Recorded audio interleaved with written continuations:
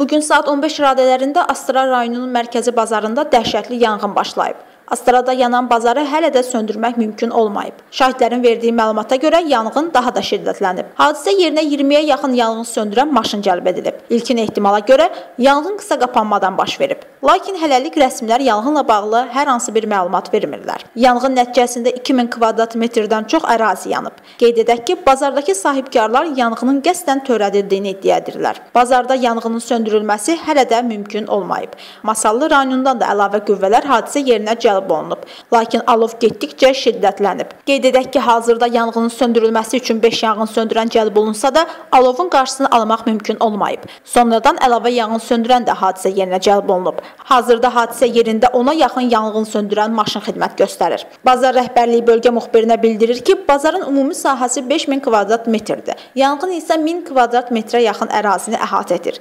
Sahibkarlar bildirirlər ki, onlara külli miqdarda ziyan dəyib. Hadisənin baş vermə səbəbləri hələlik məlum deyil. Fatimə İbrahim, Ədalət Salman, Vizyon TV.